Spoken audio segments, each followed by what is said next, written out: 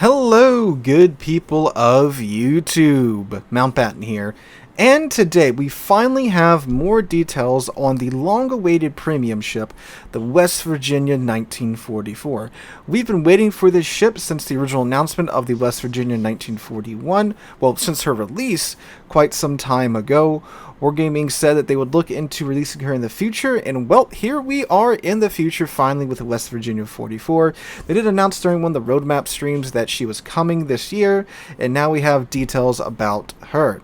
When is she coming this year? If we follow the normal pattern of announcement to release time, probably 4 or 5-ish months, again, depending upon how development goes. So we're looking at, what, June, July, August-ish of this summer? So quite exciting. We also have a couple of more ships that were announced in this same DevBlog.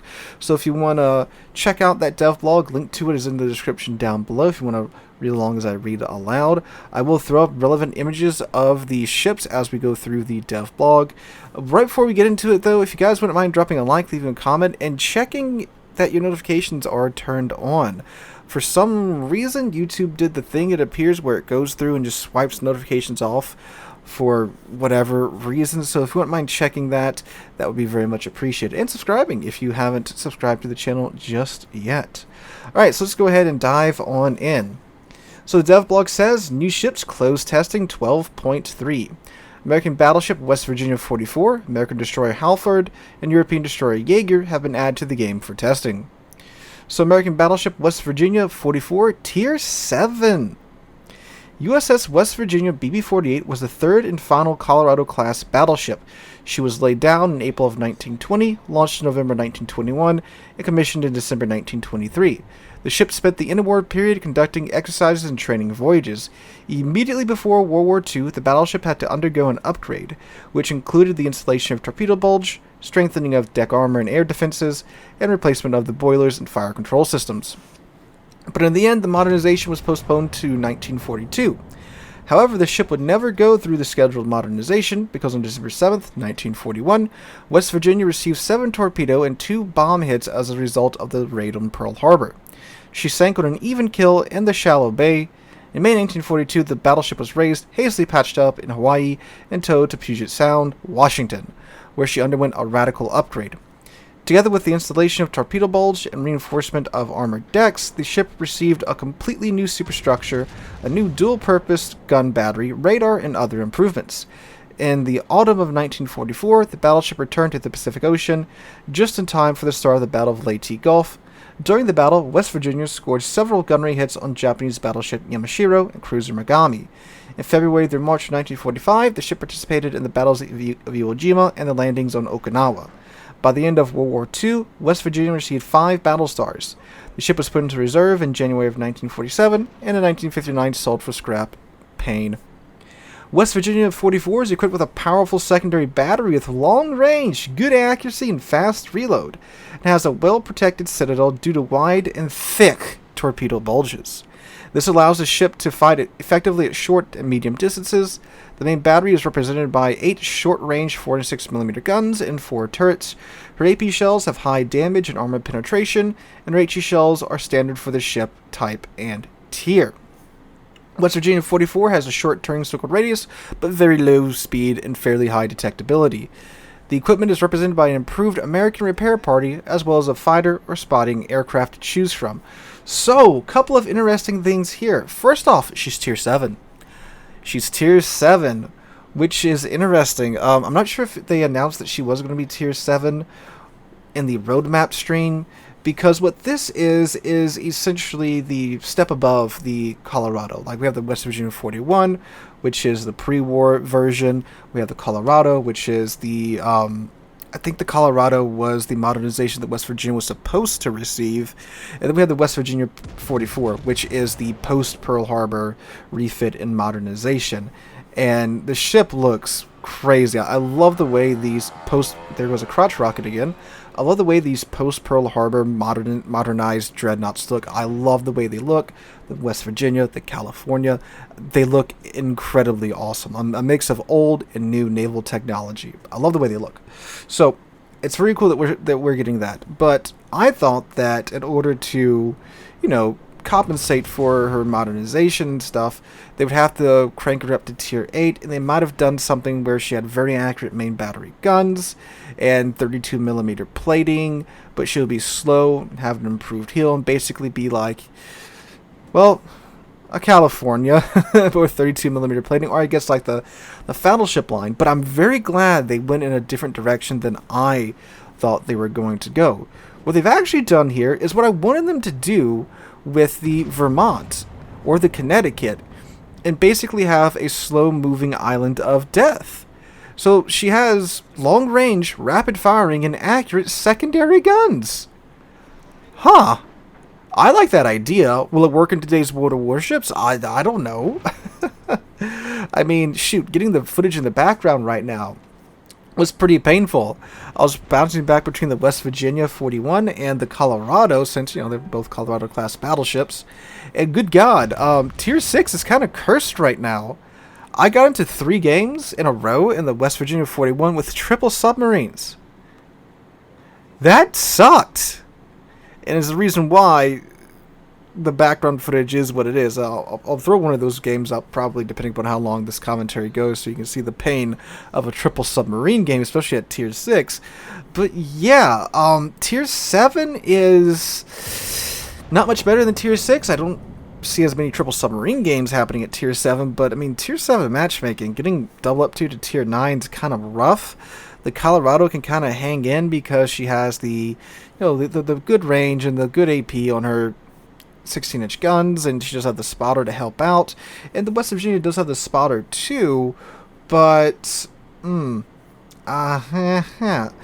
see how it goes. I do like that they went with this idea, though, just for the fact that anything that encourages brawling is welcomed in the meta that is modern World of Warships. So let's take a look at her stats real quick. So she has 59,000 HP, 26mm plating, no surprise there, 37% torpedo protection. I would like that to be a little bit higher since the ship is meant to be pushing and, you know, getting in the fight. Main battery 4x2 406, 17.5 kilometer main battery firing range. Sounds about right. 68mm HE pin. The AP 12,400. I'm assuming she has a super heavy AP. That sounds like the maximum damage of the Mark 8 AP shell. Initial AP velocity 768. Yeah, it's the super heavy AP. 30-second reload time, 45-second 180 time, because, yep. 235-meter maximum dispersion, 1.7 sigma. Her secondary is 8x2, 127. It's a good old American 5-inch gun, 6.3 kilometer range. So with the build, you're going to get those out to, what, 8? No, 9? 9? I think 9. Yeah, because you can't take the... Well, you can take that module, then you can take the commander skill, so I think 9-ish is where this is going to come out to once you put the commander build on there, which is pretty good by Tier 7 standards. It's where the Scharnhorst and Gneisenau can get their secondaries out to now. That's really comfortable for those ships. Granted, those ships are quite a bit faster than the West Virginia here, so there is that. But okay. For the consumables, damage con, it doesn't say one way or the other. I'm just double checking up here, but I don't remember reading it.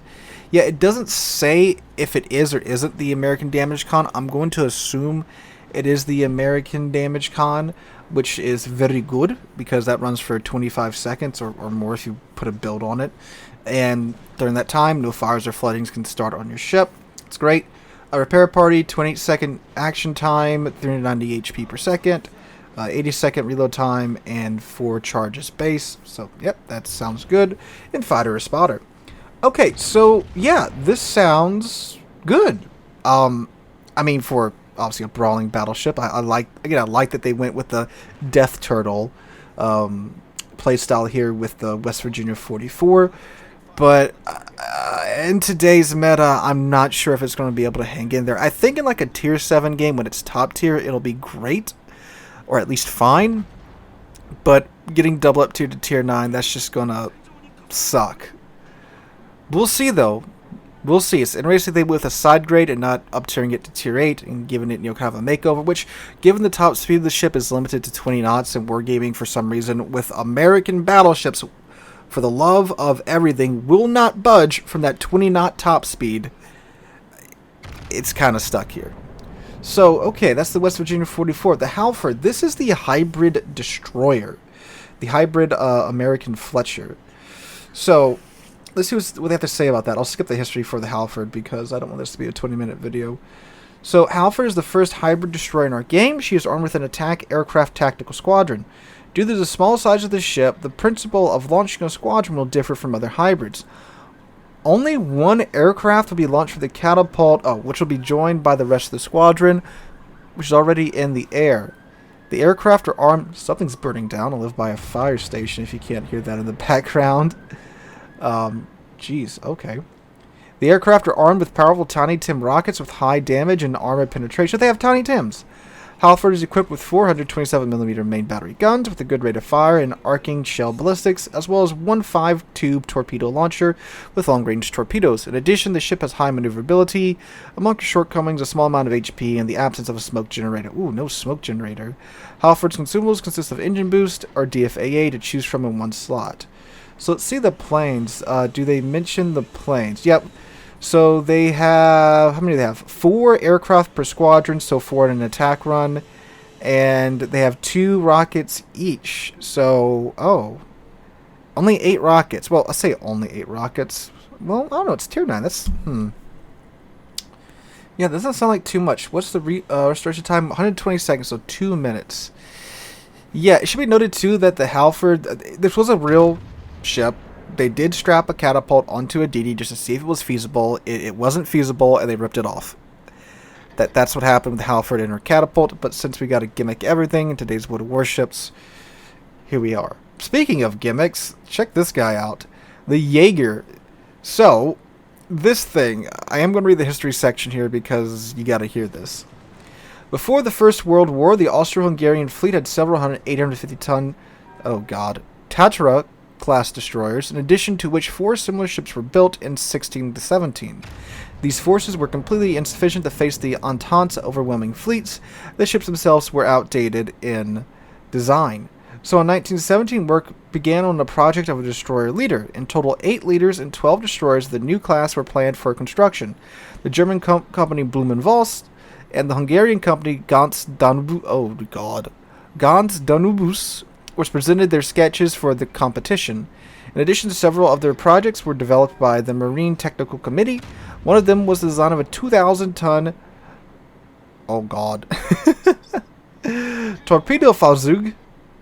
Torpedofahrzeug, I think I said that kind of okay, presented in October 1917. The ship was to be armed with 6-inch main battery guns.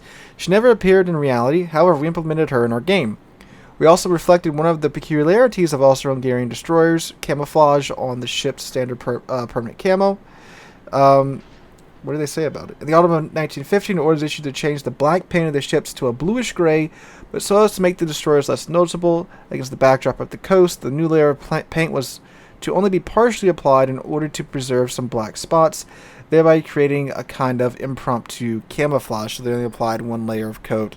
They let the black come through. Looks like some of my models. Jäger is a stealthy torpedo boat. It has very low visibility and is armed with 4 triple-tube torps with trademark European launch spreads, narrow and ultra-narrow. The torpedoes themselves are characterized by high speed and range as well as fast reload but low damage per torpedo. The main battery is represented by 350mm guns with a short firing range and not the highest rate of fire. Jäger has a small amount of HP and a weak AA as well. Available consumables, repair, party, and juice. This ship sounds like it's dead on arrival. I'm not even a DD main, and this ship sounds like it's just doomed. So you have a Pan-Euro torpedo built here that has more torpedoes, I believe, than the Pan-Euros do at this tier. But you completely got the gun capability. So they say short range of the gun. How short are we talking here? You only have 3 guns. This like it looks like a tier 5 DD. 9.5 kilometers on the guns. The torpedoes though. The torpedoes 4x3, 533. So you have 12, 13.5 kilometers. That's decent range. What's the concealment? They said she's stealthy. Detectability is... What is it? Is it 3? Let's see, air detectability is 3, 6.7 kilometers. That's, again, without a build on it. So you'll be able to get that down to, what, 5-ish? Japanese-ish sounding detectability there, I think. I'm not a DD main, so I think that's what it is if you apply all the, both the module and the skill. So yeah, I'm not sure about this one. It seems to be a really oddball to throw at the Pan-Euros, but yeah, it just seems like it's going to be outclassed by, like, everything. Like, you're going to roll across this in anything with any type of firepower, and you just have a free kill. That's what it seems like, at least. Unless, again, it's just turns out to be super duper stealthy, and you can just never find it, I guess. But yeah, that's the Jaeger. Alright guys, so let me know what you guys think about these ships in the comments down below. If you enjoyed the video, make sure to drop a like, leave a comment, subscribe to the channel. We're on our way to 45,000 subs. Thanks to you guys. We're getting pretty close to that goal, which is awesome. Hope you guys have a wonderful Friday. Have a wonderful rest of your week. I will not be streaming tonight because I'm at CarrierCon right now. I should be no, actually, depending on when you catch this, I'm either getting on the plane or getting off the plane in California. So, yeah, fun day for me. Hope you guys enjoyed. Have a great Friday, great weekend, and hope to catch you guys in the next one.